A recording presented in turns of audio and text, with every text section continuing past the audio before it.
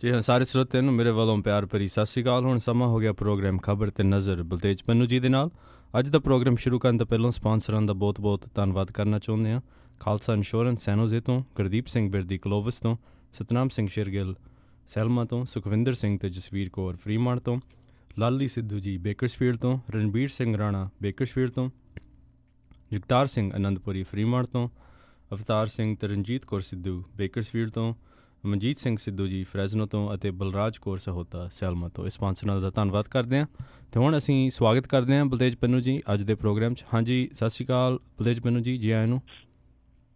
ਸਤਿ ਸ਼੍ਰੀ ਅਕਾਲ ਦਿਲ, ਧੰਨਵਾਦ, ਬਹੁਤ ਮਿਹਰਬਾਨੀ। ਔਰ ਨਿਗਾਹ ਮਾਰਦੇ ਹਾਂ ਕੁਛ ਮੁਲਕ ਦੇ ਵਿੱਚ ਵਾਪਰ ਰਹੀਆਂ ਘਟਨਾਵਾਂ, ਕੁਛ ਖਬਰਾਂ ਤੇ ਕੁਛ ਸੂਬੇ ਦੇ ਉੱਤੇ। ਕਰਨਾਟਕ ਦੇ ਵਿੱਚ ਜਿਹੜਾ ਨਾਟਕ ਹੈ ਉਹ ਅਜੇ ਜਾਰੀ ਆ ਔਰ ਬੇਸ਼ੱਕ ਉੱਥੇ ਨਵੀਂ ਸਰਕਾਰ ਐਕਚੁਅਲੀ ਪੁਰਾਣੀ ਹੋਈ BS ਯੇਦੂਯਰੱਪਾ ਸਪੈਲਿੰਗਾਂ ਦੇ ਥੋੜਾ ਹੇਰ ਫੇਰ ਕਰਕੇ ਮੁੱਖ ਮੰਤਰੀ ਵਜੋਂ ਸਹੁੰ ਤਾਂ ਉਹਨਾਂ ਨੇ ਚੁੱਕ ਲਈ ਆ, ਪਰ ਅੱਜ ਉਹਨਾਂ ਨੇ ਜਿਹੜਾ ਇਹਦੇ ਬਹੁਮਤ ਸਾਬਤ ਕਰਨਾ, ਯੇਦੂਯਰੱਪਾ ਕਹਿੰਦਾ ਕਿ ਉਹ ਬਹੁਮਤ ਜਿਹੜਾ ਜੀ ਉਹ ਸਾਬਤ ਕਰ ਲੂਗਾ।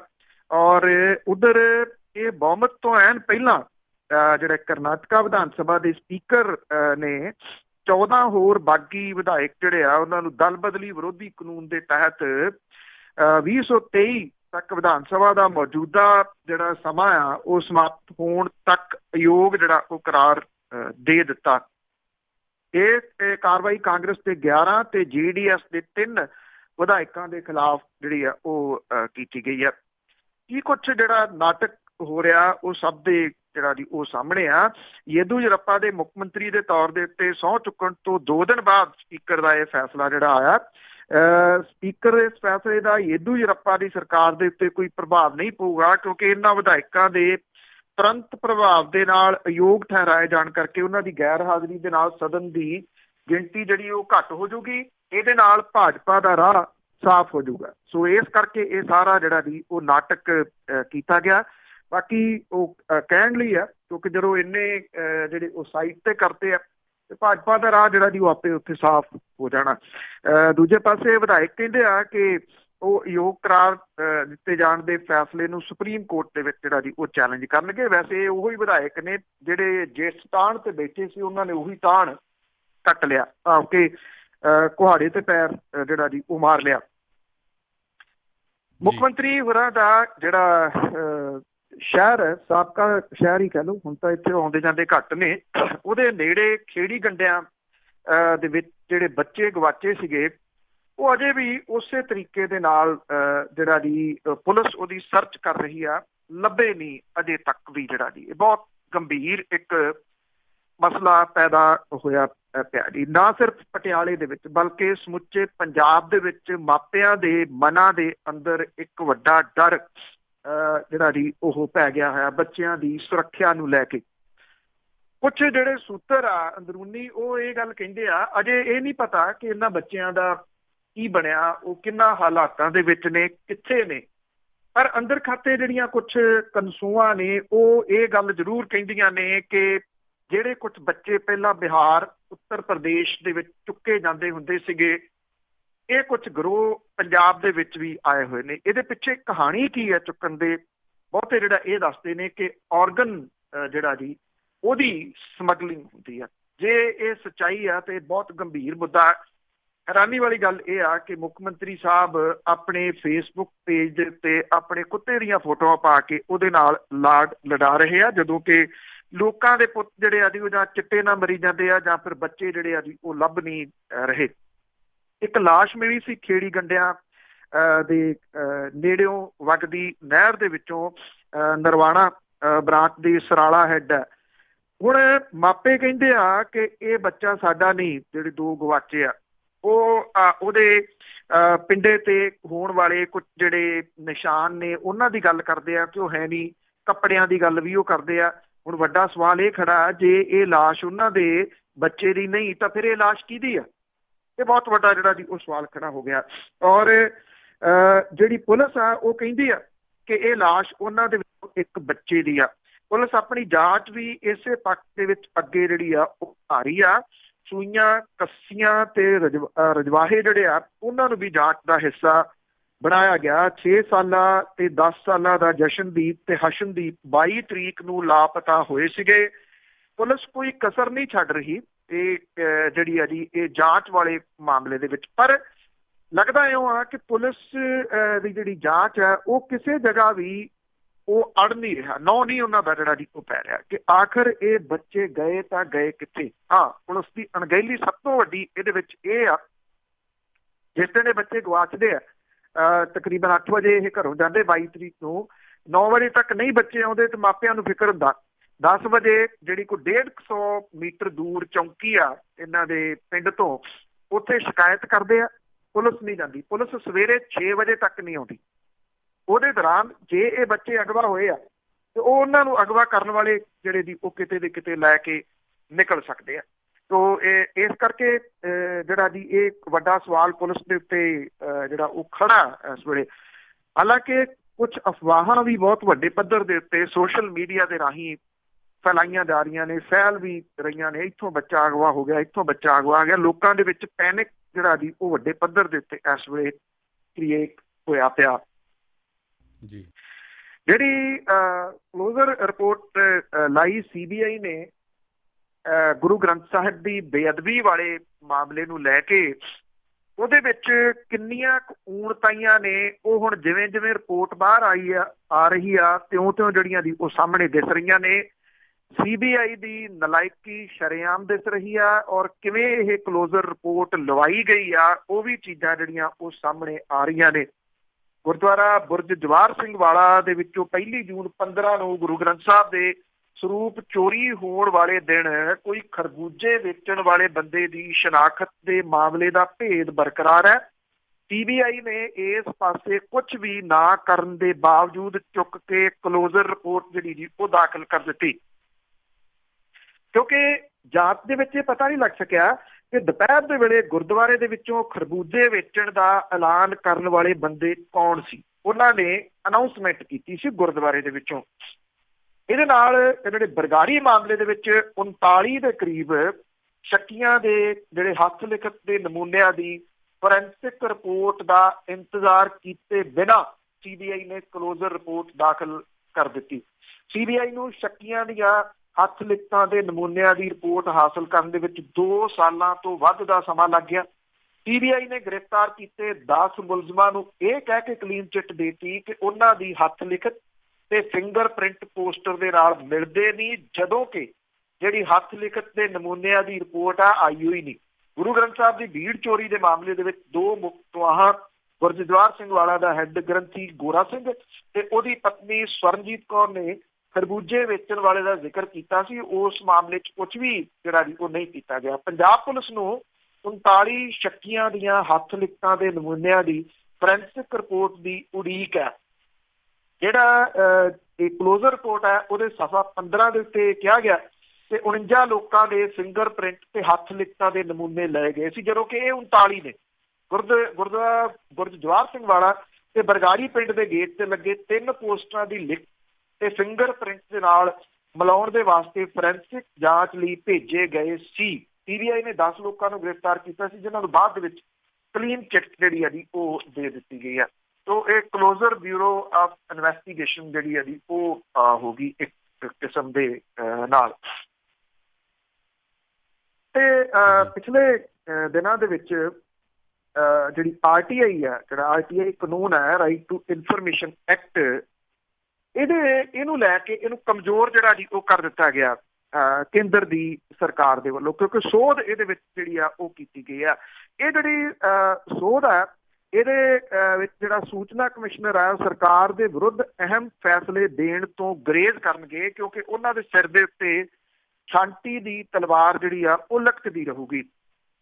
RTI ਐਕਟ ਜਿਹੜਾ ਜੀ ਉਹਨੇ ਕਿੰਨਾ ਕੁ ਕੰਮ ਕੀਤਾ, ਕਿਉਂਕਿ ਡਾਕਟਰ ਮਨਮੋਹਨ ਸਿੰਘ ਹੋਰਾਂ ਦੀ ਸਰਕਾਰ ਦੀ ਇਹ ਸਭ ਤੋਂ ਵੱਡੀ ਦੇਣ ਜਿਹੜੀ ਆ ਜੀ ਉਹ ਕਹੀ ਜਾ ਸਕਦੀ ਆ। RTI ਐਕਟ ਜਿਹੜਾ ਇਹਨੇ ਭ੍ਰਿਸ਼ਟ ਅਨਸਰ ਜਿਹੜੇ ਸੀ ਉਹਨਾਂ ਦੇ ਗੋਡੇ ਲਵਾਏ। ਔਰ ਜੇ ਆਪਾਂ ਪੰਜਾਬ ਦੀ ਗੱਲ ਕਰੀਏ ਤਾਂ ਪੰਜਾਬ ਦੇ ਵਿੱਚ RTI ਐਕਟਿਵਿਸਟਾਂ ਨੇ ਇੱਕ ਕਿਸਮ ਦੇ ਨਾਲ ਭੜਥੂ ਜਿਹੜਾ ਜੀ ਉਹ ਪਾਈ ਰੱਖਿਆ। ਸਰਕਾਰਾਂ ਦਰਬਾਰਾਂ ਦੇ ਵਿੱਚ ਖਾਸ ਤੌਰ ਦੇ ਉੱਤੇ ਪੱਤਰਕਾਰਾਂ ਦੇ ਵਾਸਤੇ RTI ਐਕਟ ਜਿਹੜਾ ਸੀਗਾ ਜੀ ਉਹ ਵਰਦਾਨ ਬਣ ਕੇ ਆਇਆ। ਜਿਹੜੇ ਕੁਝ ਪੱਤਰਕਾਰ ਖੋਜੀ ਪੱਤਰਕਾਰੀ ਦੇ ਵਿੱਚ ਯਕੀਨ ਰੱਖਦੇ ਆ। ਚਰਨਜੀਤ ਭੁੱਲਰ ਹੋਰੀ ਇਹਨਾਂ ਦੇ ਵਿੱਚੋਂ ਇੱਕ ਨੇ, ਜਿਨ੍ਹਾਂ ਦੀਆਂ ਬਹੁਤ ਸਾਰੀਆਂ ਰਿਪੋਰਟਾਂ ਜਿਹੜੀਆਂ ਉਹ RTI ਦੇ ਉੱਤੇ ਆਧਾਰਿਤ ਜਿਹੜੀਆਂ ਜੀ ਉਹ ਹੁੰਦੀਆਂ ਨੇ।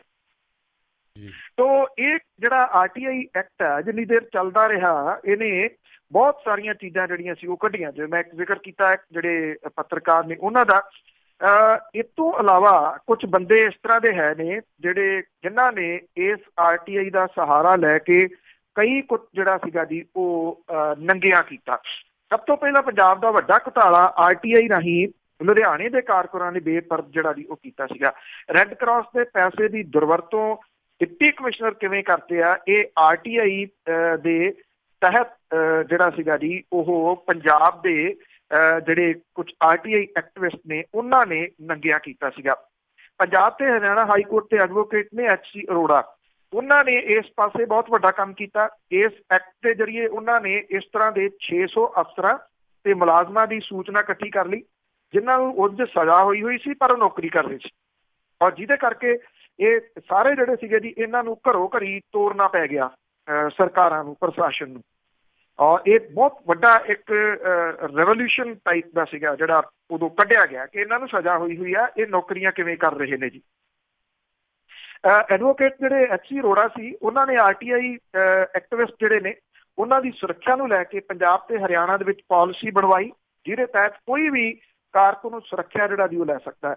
ਇੱਕ ਰੋਪੜ ਵਾਲੀ ਸਾਈਡ ਤੋਂ ਨੇ ਜੀ ਐਡਵੋਕੇਟ ਦਿਨੇਸ਼ ਚੱਡਾ, ਉਹਨਾਂ ਨੇ ਜੋ ਮਾਰ ਕੇ ਇਹਦੇ ਵਿੱਚ ਮਾਰੇ ਨੇ RTI ਐਕਟਿਵਿਸਟ ਦੇ ਤਹਿਤ, ਉਹਨਾਂ ਨੇ ਮਾਈਨਿੰਗ ਦੇ ਮਾਮਲੇ ਦੇ ਉੱਤੇ ਸਰਕਾਰ ਨੂੰ ਪੱਬਾਂ ਭਾਰ ਰੱਖਿਆ।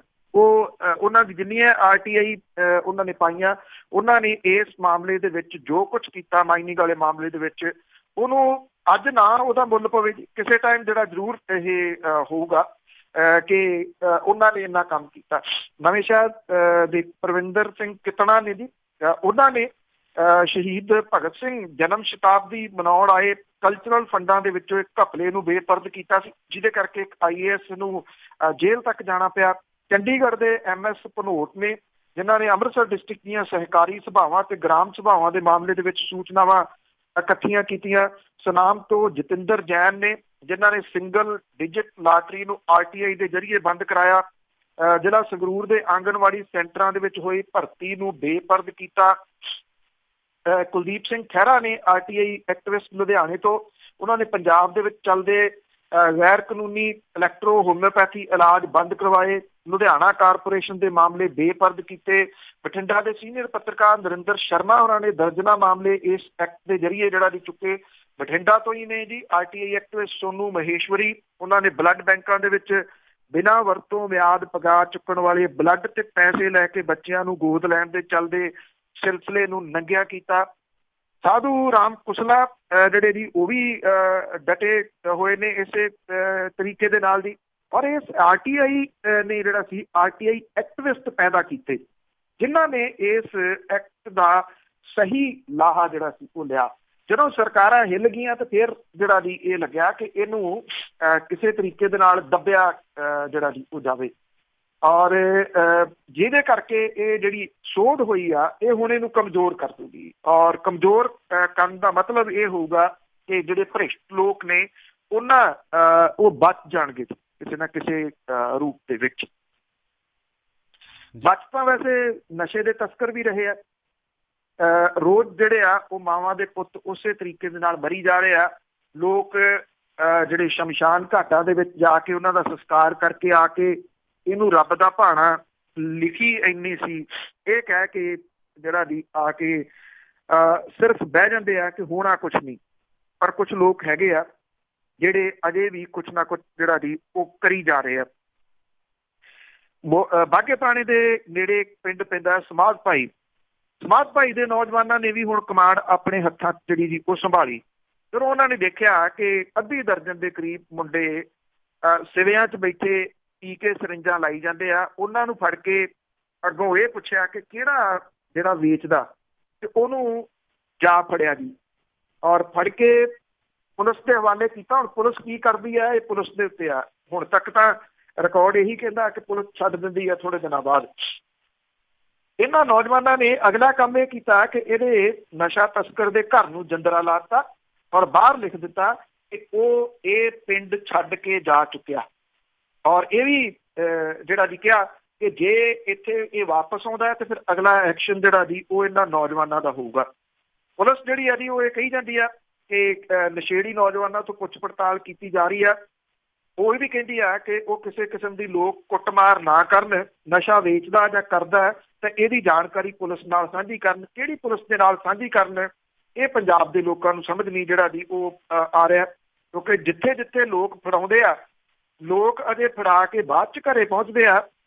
ਜਿਹੜਾ ਫੜਾਇਆ ਹੁੰਦਾ ਬੰਦਾ ਉਹਨੂੰ ਪੁਲਿਸ ਜਿਹੜੀ ਆ ਜੀ ਉਦੋਂ ਪਹਿਲਾਂ ਘਰੇ ਪਹੁੰਚਾ ਦਿੰਦੀ ਆ। ਇਹ ਹਾਲਾਤ ਪੰਜਾਬ ਦੇ ਵੱਖ-ਵੱਖ ਜ਼ਿਲ੍ਹਿਆਂ ਦੇ ਜਿਹੜੇ ਆ ਜੀ ਉਹ ਬਣੇ ਹੋਏ ਆ।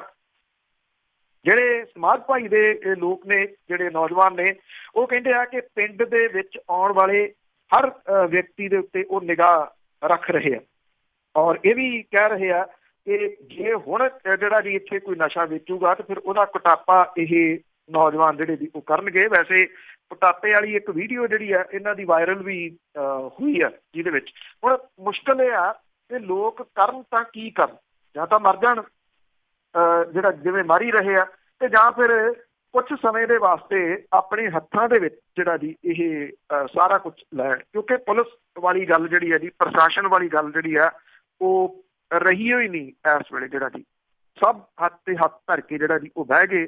ਸ਼ਾਇਦ ਜਿਹੜਾ ਪ੍ਰਸ਼ਾਸਨ ਹੈ ਉਹ ਵੀ ਰੱਬ ਦਾ ਭਾਣਾ ਮੰਨਣ ਦੇ ਵਿੱਚ ਯਕੀਨ ਕਰਨ ਲੱਗ ਗਿਆ ਸੀ। ਅਕਾਲ ਤਖਤ ਦੇ ਕਾਰਜਕਾਰੀ ਜਥੇਦਾਰ ਗਿਆਨੀ ਹਰਪ੍ਰੀਤ ਸਿੰਘ ਨੇ ਜਿਹੜੀਆਂ ਸਿਆਸੀ ਪਾਰਟੀਆਂ ਉਹਨੂੰ ਇਹ ਗੱਲ ਕਹੀ ਆ ਕਿ ਉਹ ਆਪਣੇ ਸਿਆਸੀ ਪ੍ਰੋਗਰਾਮਾਂ ਦੇ ਦੌਰਾਨ ਸਿਰੋਪਾਓ ਦੀ ਵਰਤੋਂ ਨਾ ਕਰਨ ਤੇ ਇਹਦੀ ਥਾਂ ਦੇ ਉੱਤੇ ਆਪਣਾ ਵੱਖਰਾ ਪਾਰਟੀ ਦਾ ਚਿੰਨ੍ਹ ਤਿਆਰ ਕਰਨ। ਅਕਾਲ ਤਖਤ ਤੋਂ ਪਹਿਲਾਂ ਵੀ ਇੱਕ ਹੁਕਮਨਾਮਾ ਜਾਰੀ ਹੋ ਚੁੱਕਾ ਹੈ ਤੇ ਮੁੜ ਕੇ ਅਪ੍ਰੈਲ 19 ਦੇ ਵਿੱਚ ਇੱਕ ਹੁਕਮਨਾਮਾ ਹੋਰ ਜਾਰੀ ਕੀਤਾ ਗਿਆ ਸੀਗਾ। ਇਸ ਹੁਕਮ ਦੇ ਬਾਵਜੂਦ ਕਈ ਸਿਆਸੀ ਪਾਰਟੀਆਂ ਦੇ ਵੱਲੋਂ ਆਪਣੇ ਸਿਆਸੀ ਪ੍ਰੋਗਰਾਮਾਂ 'ਚ ਸਿਰੋਪਾਓ ਦੀ ਵਰਤੋਂ ਕੀਤੀ ਜਾਂਦੀ ਹੈ ਔਰ ਜਦੋਂ ਕੋਈ ਆਗੂ ਆਉਂਦਾ ਗਿਆ ਉੱਧਰੋਂ ਹੀ ਹੁੰਦਾ, ਉਹਨੂੰ ਜੀ ਆਇਆਂ ਕਹਿਣ ਲਈ ਸਿਰੋਪਾਓ ਜਿਹੜੇ ਜੀ ਉਹ ਦਿੱਤੇ ਜਾਂਦੇ ਆ। ਸ਼੍ਰੋਮਣੀ ਅਕਾਲੀ ਦਲ ਨੇ ਅਕਾਲ ਤਖਤ ਨੂੰ ਇੱਕ ਚਿੱਠੀ ਭੇਜ ਕੇ ਜਾਣਕਾਰੀ ਦਿੱਤੀ ਹੈ ਕਿ ਪਾਰਟੀ ਦੇ ਵਿੱਚ ਅਕਾਲ ਤਖਤ ਦੇ ਹੁਕਮਾਂ ਨੂੰ ਇੰਨ ਬਿੰਨ ਲਾਗੂ ਕਰਨ ਲਈ ਹਦਾਇਤ ਜਿਹੜੀ ਆ ਉਹ ਜਾਰੀ ਕਰ ਦਿੱਤੀ ਗਈ ਆ।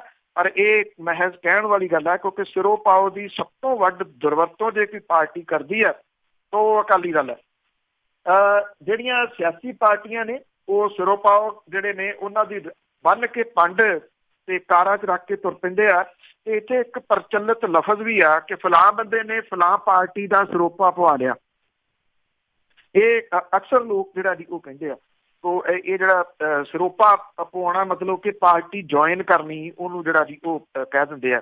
ਇਹ ਜਿਹੜੀ ਚਿੱਠੀ ਅਕਾਲੀ ਦਲ ਨੇ ਲਿਖੀ ਆ ਉਹ ਸੁਖਬੀਰ ਸਿੰਘ ਬਾਦਲ ਹੋਰਾਂ ਨੇ ਹਦਾਇਤ ਜਿਹੜੀ ਜਾਰੀ ਕੀਤੀ ਆ ਕਿ ਇਹਨੂੰ ਲਾਗੂ ਕੀਤਾ ਜਾਵੇ ਔਰ ਜਦੋਂ ਕੋਈ ਪਾਰਟੀ ਦੇ ਵਿੱਚ ਮੈਂਬਰ ਆਉਂਦਾ ਤਾਂ ਸਿਆਸੀ ਪਾਰਟੀਆਂ ਆਪਣਾ ਜਿਹੜਾ ਵੱਖਰਾ ਪਾਰਟੀ ਚਿੰਨ੍ਹ ਜਿਹੜਾ ਜੀ ਉਹ ਤਿਆਰ ਕਰ ਲੈਣ। ਇਹਦੇ ਉੱਤੇ ਕਿੰਨਾ ਕੁ ਇਹ ਲਾਗੂ ਹੁੰਦਾ ਇਹ ਵੇਖਣਾ ਹੋਊਗਾ। ਵੈਸੇ ਲਾਗੂ ਬਹੁਤਿਆਂ ਨੂੰ ਕਰਨ ਦੀ ਲੋੜ ਨਹੀਂ ਆ। ਇੱਕ ਪਾਰਟੀ ਜਿਹੜੀ ਅਖਵਾਉਂਦੀ ਆ ਕਿ ਉਹ ਪੰਥਕ ਪਾਰਟੀ ਆ, ਉਹ ਜੇਕਰ ਆਪਣੇ ਆਪ ਦੇ ਉੱਤੇ ਲਾਗੂ ਕਰ ਲੇ ਤੇ ਹੋ ਸਕਦਾ ਕਿ ਬਾਕੀ ਜਿਹੜੀਆਂ ਪਾਰਟੀਆਂ ਨੇ ਉਹ ਫਿਰ ਆਪੇ ਹੀ ਜਿਹੜਾ ਜੀ ਉਹਨਾਂ ਨੂੰ ਮੋੜਾ ਪੈ ਜੀ। ਸਭ ਤੋਂ ਪਹਿਲਾਂ ਤਾਂ ਉਹਨੂੰ ਜਿਹੜਾ ਜੀ ਉਹ ਲਾਗੂ ਕਰਨਾ। ਸੋਸ਼ਲ ਮੀਡੀਆ ਬਹੁਤ ਕੁਝ ਜਿਹੜਾ ਜੀ ਉਹ ਖੋਲਦਾ, ਬਹੁਤ ਸਾਰੀਆਂ ਪਰਤਾਂ ਜਿਹੜੀਆਂ ਜੀ ਉਹ ਦੇੜ ਦਿੰਦਾ। ਪਿਛਲੇ ਕੁਝ ਦਿਨਾਂ ਤੋਂ ਇੱਕ ਵੀਡੀਓ ਵਾਇਰਲ ਹੋਈ ਆ ਸੋਸ਼ਲ ਮੀਡੀਆ ਦੇ ਉੱਤੇ। ਇਹ ਇੰਡੋਨੇਸ਼ੀਆ ਦੇ ਬਾਲੀ ਦੀ ਹੈ ਜੀ। ਇਹ ਇੱਕ ਭਾਰਤੀ ਪਰਿਵਾਰ ਹੈ ਜਿਹਦੀ ਤਲਾਸ਼ੀ ਹੋਟਲ ਦੀ ਜਿਹੜੀ ਉੱਥੇ ਕੰਮ ਕਰਨ ਵਾਲੇ ਨੇ ਉਹ ਲੈ ਰਹੇ ਆ, ਉਦੋਂ ਜਦੋਂ ਇਹ ਆਪਣੀ ਗੱਡੀ ਦੇ ਵਿੱਚ ਸਮਾਨ ਰੱਖ ਕੇ ਹੋਟਲ ਛੱਡ ਕੇ ਜਾ ਰਹੇ ਆ ਔਰ ਉਹ ਇੱਕ ਇੱਕ ਕਰਕੇ ਇਹਨਾਂ ਦੇ ਬੈਗਾਂ ਦੇ ਵਿੱਚੋਂ ਹੋਟਲ ਦੇ ਅੰਦਰ ਪਿਆ ਸਮਾਨ ਜਿਹੜਾ ਡੈਕੋਰੇਸ਼ਨ ਦੇ ਵਾਸਤੇ ਰੱਖਿਆ ਹੁੰਦਾ ਹੋਟਲਾਂ ਦੇ ਕਮਰਿਆਂ 'ਚ, ਉਹ ਵਾਸ਼ਰੂਮ ਦੇ ਵਿੱਚ ਪਿਆ ਸਮਾਨ, ਉਹ ਜਿੰਨਾ ਕੁਛ ਹੈ ਇਸ ਪਰਿਵਾਰ ਨੇ ਸਾਰੇ ਦਾ ਸਾਰਾ ਆਪਣੇ ਟੈਚੀਆਂ ਦੇ ਵਿੱਚ ਪੈਕ ਕਰ ਲਿਆ। ਕੋਈ ਕਿਤੇ ਜਿਹੜੀ ਚੀਜ਼ ਪੈਕ ਕਰ ਲਈ, ਕੋਈ ਕਿਤੇ ਜਿਹੜੀ ਪੈਕ ਕਰ ਲਈ ਔਰ ਇਹ ਇਲੈਕਟ੍ਰੋਨਿਕਸ ਦੀਆਂ ਚੀਜ਼ਾਂ, ਤੌਲੀਏ ਤੱਕ, ਹੈਂਗਰ ਤੱਕ ਜਿਹੜੇ ਸੀਗੇ ਜੀ ਉਹ ਸਾਰੇ ਦੇ ਸਾਰੇ ਚੁੱਕ ਕੇ ਇਹਨਾਂ ਆਪਣੇ ਬੈਗਾਂ ਦੇ ਵਿੱਚ ਪੈਕ ਕਰ ਲਏ। ਜਿਹੜੇ ਹੋਟਲ ਦੇ ਕੰਮ ਕਰਨ ਵਾਲੇ ਨੇ ਉਹ ਇੱਕ ਇੱਕ ਚੀਜ਼ ਜਿਹੜੀ ਦੀ ਉਹ ਦਿਖਾ ਰਹੇ ਆ ਔਰ ਇਹ ਤਲਾਸ਼ੀ ਇਹਦੀ ਜਿਹੜੀ ਜੀ ਲਈ ਜਾ ਰਹੀ ਹੈ। ਕੋਈ 2.5 ਮਿੰਟ ਦੀ ਇਹ ਵੀਡੀਓ ਜਿਹੜੀ ਆ ਇਹਨੇ ਤਰਥੱਲੀ ਮਚਾਈ ਪਈ ਆ ਇਸ ਵੇਲੇ ਸੋਸ਼ਲ ਮੀਡੀਆ ਦੇ ਉੱਤੇ। ਥਾਂ ਥਾਂ ਦੇ ਉੱਤੇ ਜਿਹੜੀ ਆ ਜੀ ਅੱਗੇ ਤੋਂ ਅੱਗੇ ਇਹ ਸ਼ੇਅਰ ਹੋ ਰਹੀ ਆ ਵੀਡੀਓ। ਇਹਦੇ ਵਿੱਚ ਪਰਿਵਾਰ ਇਹ ਵੀ ਕਹਿੰਦਾ ਕਿ ਉਹਨਾਂ ਨੂੰ ਜਾਣ ਦਿੱਤਾ ਜਾਵੇ, ਉਹਨਾਂ ਦੀ ਫਲਾਈਟ ਮਿਸ ਹੋ ਜਾਣੀ ਹੈ, ਪਰ ਜਾਣ ਨਹੀਂ ਦਿੱਤਾ ਜਾ ਰਿਹਾ ਉਹਨਾਂ ਨੂੰ ਕਿਉਂਕਿ ਉਹ ਚੋਰੀ ਦਾ ਮਾਮਲਾ ਹੈ ਸਾਰਾ। ਇਹ ਕੀ ਪੁਲਿਸ ਨੂੰ ਸੱਦ ਕੇ ਉਹਨਾਂ ਦੇ ਉੱਤੇ ਮਾਮਲਾ ਦਰਜ ਕਰਾਇਆ, ਇਹ ਤਾਂ ਗੱਲ ਜਿਹੜੀ ਜੀ ਇਹਦੇ ਬਾਰੇ ਤਾਂ ਬਹੁਤੀ ਡਿਟੇਲ ਨਹੀਂ ਹੈਗੀ। ਹਾਂ, ਜਿਹੜਾ ਪਰਿਵਾਰ ਦਾ ਮੁਖੀ ਆ ਮੇਲ ਮੈਂਬਰ ਉਹ ਇਹ ਗੱਲ ਜ਼ਰੂਰ ਕਹਿੰਦਾ ਕਿ ਮੈਂ ਇਹਦੇ ਪੈਸੇ ਪੇ ਕਰ ਦੂੰਗਾ, ਜਿੰਨੇ ਵੀ ਸਮਾਨ ਦੇ ਮੈਂ ਪੈਸੇ ਪੇ ਕਰਨ ਦੇ ਵਾਸਤੇ ਤਿਆਰ ਹਾਂ।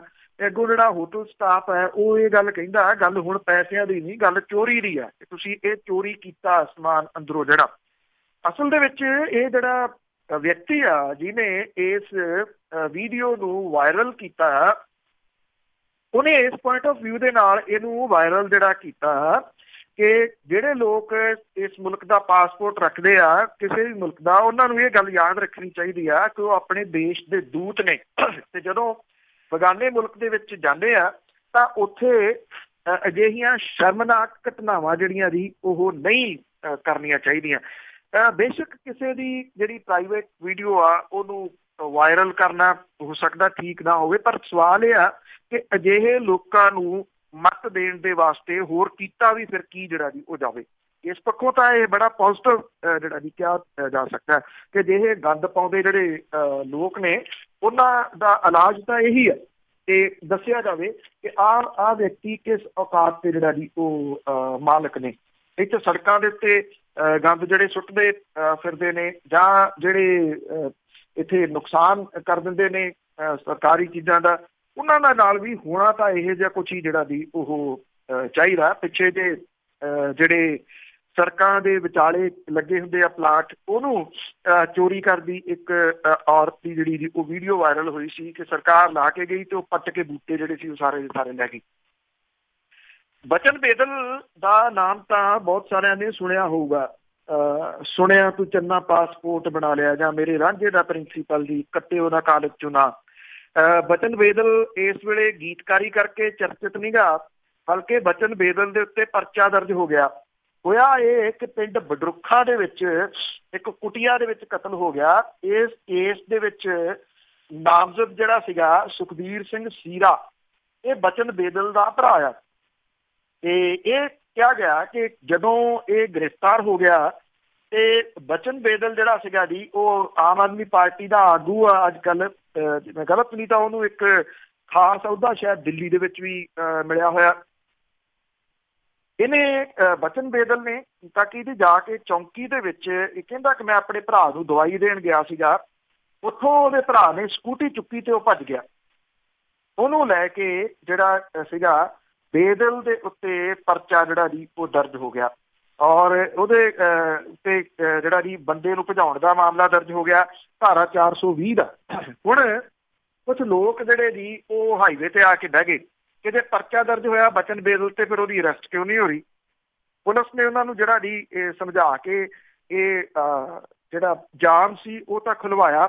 ਇਹ ਵੀ ਕਿਹਾ ਕਿ ਜਿਹਦੇ ਉੱਤੇ 420 ਦਾ ਮੁਕੱਦਮਾ ਦਰਜ ਹੁੰਦਾ ਉਹਨੂੰ 1 ਹਫ਼ਤੇ ਦਾ ਨੋਟਿਸ ਦੇਣਾ ਜ਼ਰੂਰੀ ਹੁੰਦਾ, ਉਹਨੂੰ ਛੇਤੀ ਅਰੈਸਟ ਕਰ ਲਿਆ ਜਾਊਗਾ। ਬਚਨ ਬੇਦਲ ਜਿਹੜਾ ਜੀ ਉਹ ਕਹਿੰਦਾ ਕਿ ਮੈਂ ਤਾਂ ਦਵਾਈ ਦੇਣ ਗਿਆ ਸੀ, ਹੁਣ ਮੇਰੀ ਸਕੂਟੀ ਲੈ ਕੇ ਭਰਾ ਭੱਜ ਗਿਆ, ਮੈਂ ਕੀ ਕਰਾਂ।